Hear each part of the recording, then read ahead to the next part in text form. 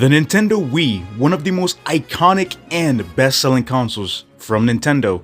I would have to say that even though this console is literally like about 20 years old, this console is still one of my favorite consoles to date and one of the best consoles I could have ever asked for. I remember I was a little kid and maybe like 10 years old, and then boom, my godparents actually got me that Nintendo Wii, and I was like, yo, that's insane. I went crazy playing this thing every single day, literally until like maybe junior year of high school, which was crazy. But hey man, I had a blast playing the Nintendo Wii. But of course, today we're not talking about that. That's gonna be in a separate video, which is a review coming out soon. So, as you all know, the Nintendo Wii did release, like I said, about like a couple years ago, which is a long time ago, but it did come with many games. And I know the Nintendo Wii is not played as much as it was when it first released, of course, because now with technology and emulations, you don't have to actually play with a Nintendo Wii.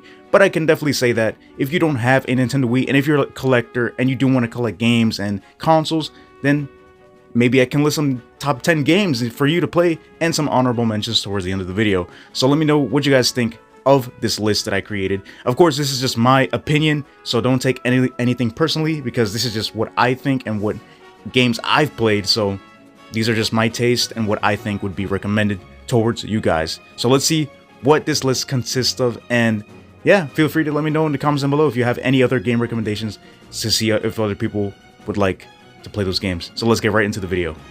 Okay, number 1. When I think about the Wii, I always think of Mario Kart Wii. I think this game is just so iconic, like literally just the name of the game, Mario Kart, just in general. That series, for like Mario obviously, is literally the most iconic series when it comes to Mario. And for Nintendo, of course, because literally every single Nintendo console has released a Mario Kart of any sorts.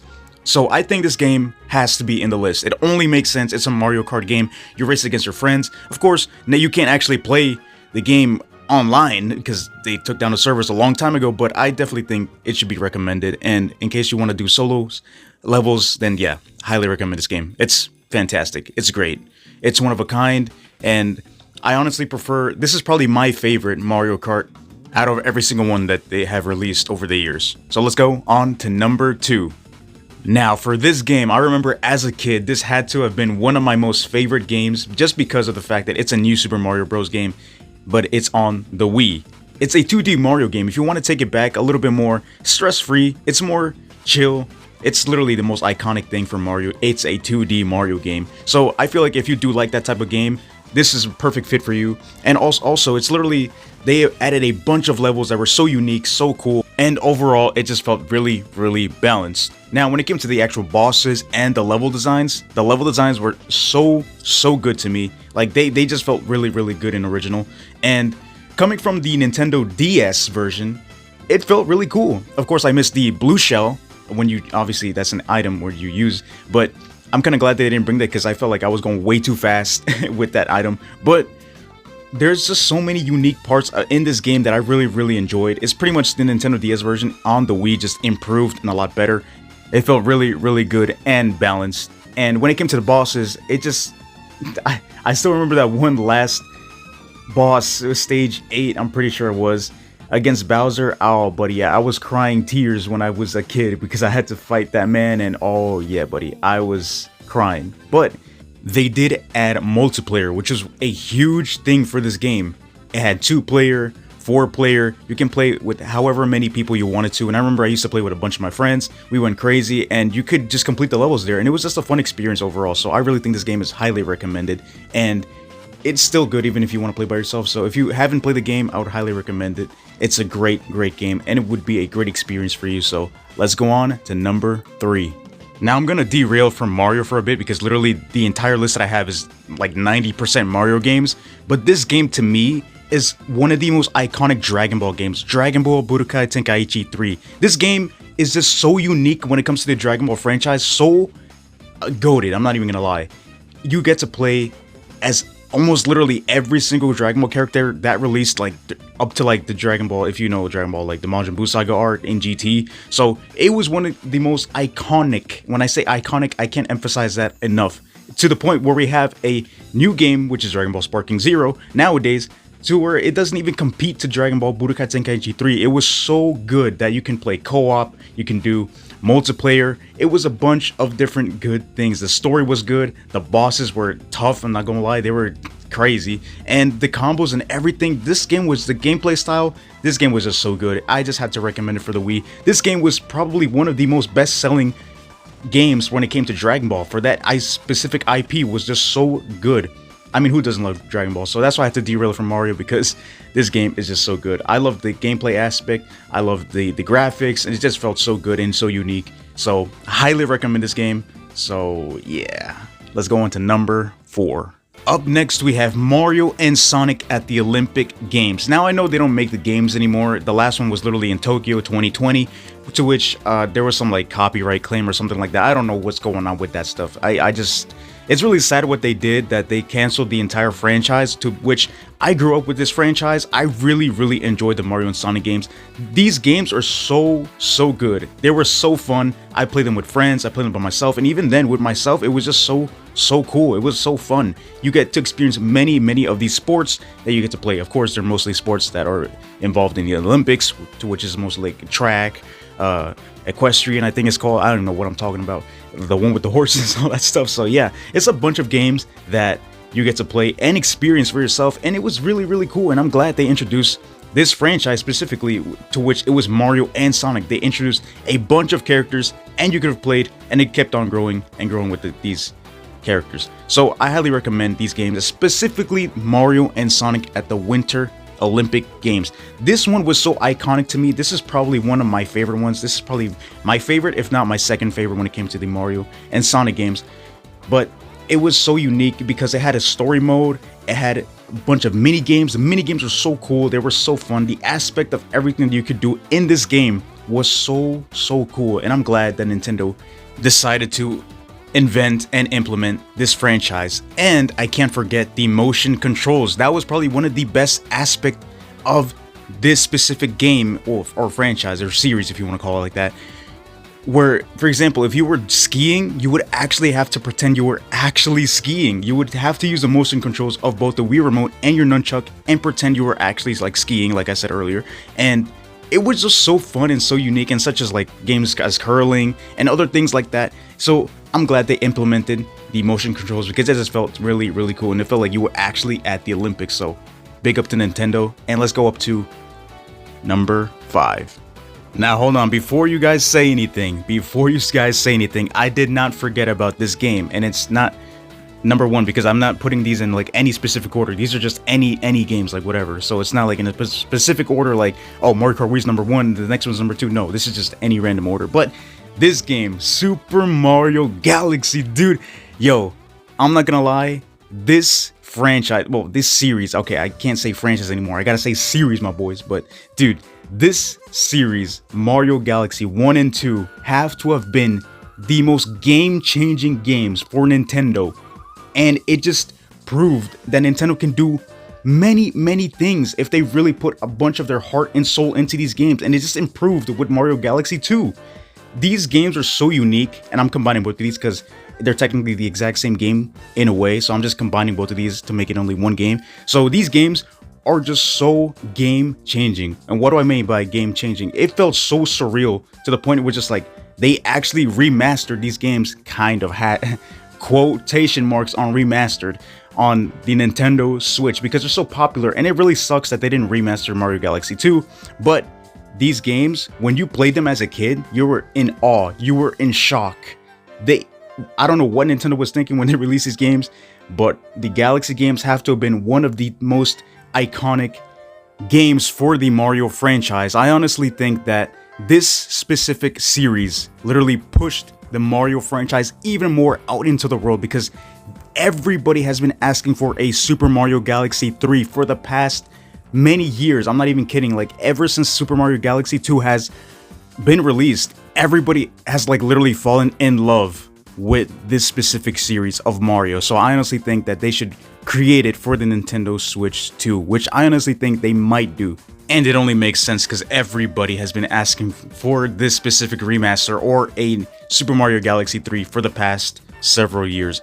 And when it comes to the game levels and design and even the bosses, everything just felt so good, especially in Mario Galaxy 2 when you can play with Yoshi or literally, you know, ride around with Yoshi, you know what I mean? So it was just like so good, and I gotta give so many props to Nintendo. Like, they literally just keep on improving with their games, with these Mario games. So thank you, Nintendo, for these games, because when I was a kid, man, I couldn't like appreciate it as much as I do now. So please make these type of games again, because I miss these games. So let's go on to number 6.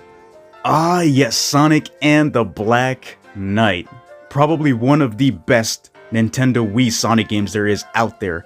Not only for its gameplay, but it's for its story. It just felt so unique. It just felt so cool. And I feel like I've been saying the word unique so many times, so forgive me if I keep saying it like a broken record. But trust me, when I say unique, I really mean it, because I don't use that word at all. So yeah, when it came to this game, the gameplay style was so cool. Now, the one complaint that I have is the motion controls. It's probably one of the dumbest, you know, things that there is. I would much rather use a GameCube controller or a different type of controller like Xbox or PlayStation, because I just hate this stupid little, yeah, tilted to the left, tilted to the right. But besides that, it's a really fun game. Once you get the hang of it, you'll get used to it, and then trust me, you'll enjoy the game. That's the one thing I'll tell you. The gameplay style, and probably because I'm a huge Sonic fan as well, so I'm probably adding this to the list just because I'm just a huge Sonic nerd. So yeah, the game, the graphics, the cutscenes, and everything was just so good.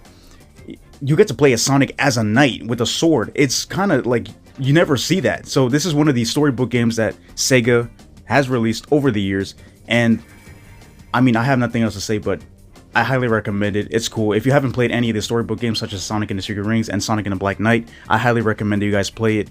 These games are so unique to the franchise because they don't make these type of games anymore. So yeah, and you can probably find this game for like a good 10-15 bucks on eBay. So yes sir, I highly recommend this game, and hope you guys enjoy. On to number 7.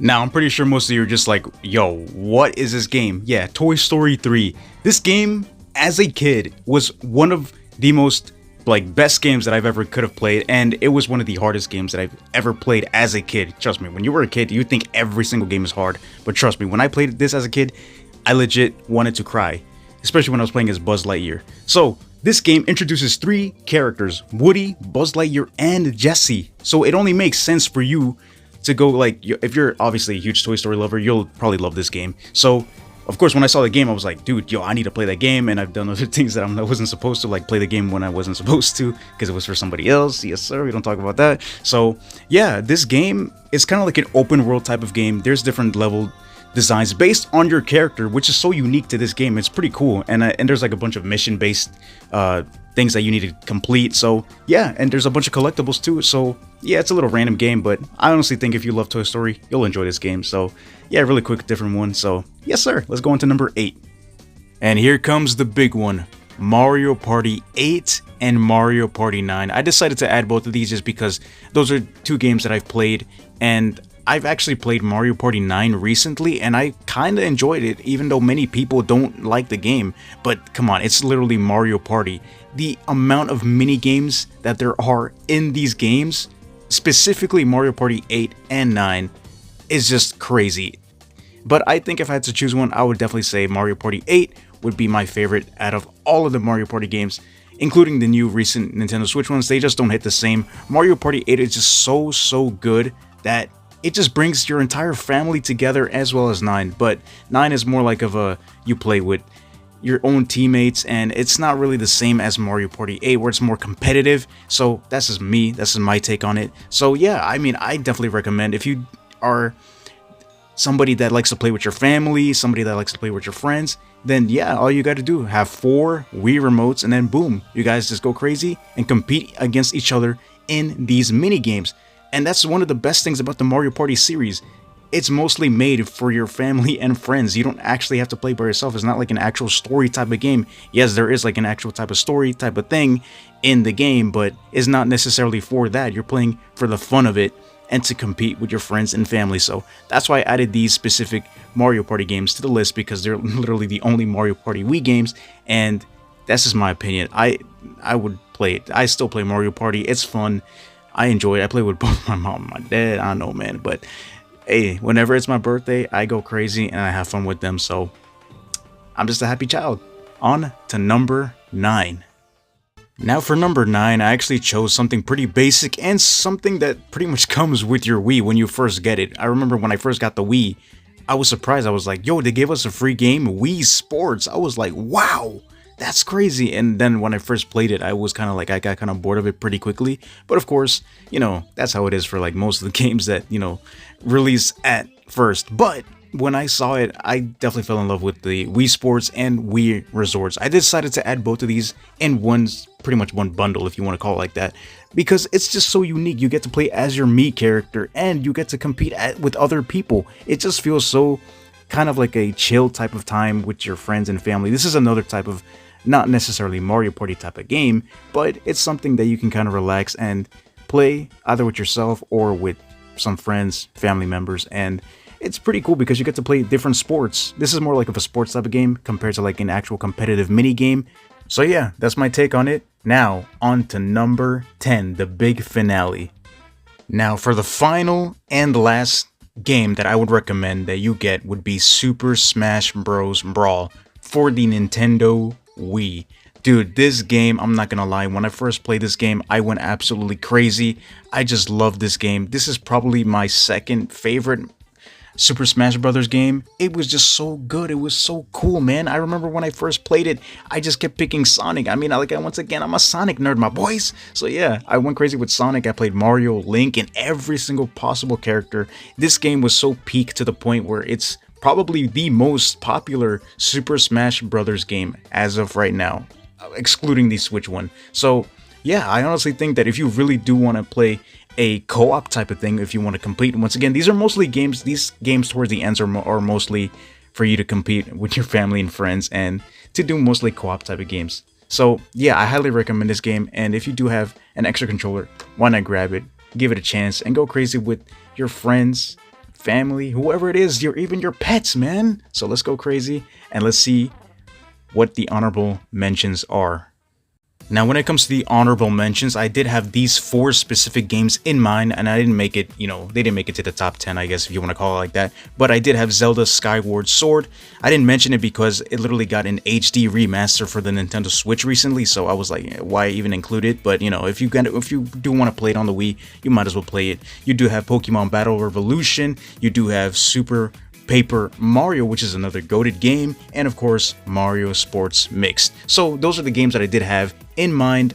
I just didn't include them because, you know, this video would be way too long. But yeah, that's my opinion, and you guys are free to disagree with me in the comments down below. Now, once again, I hope you guys enjoyed today's video. If you guys like these type of videos and, you know, have any feedback for me, I would greatly appreciate it. I'm just trying to improve and be a better YouTuber. So yes, sir, I would greatly appreciate it if you guys can leave a like and subscribe if you're brand new to the channel, and I'll catch you guys in the next one. For now, stay safe and peace.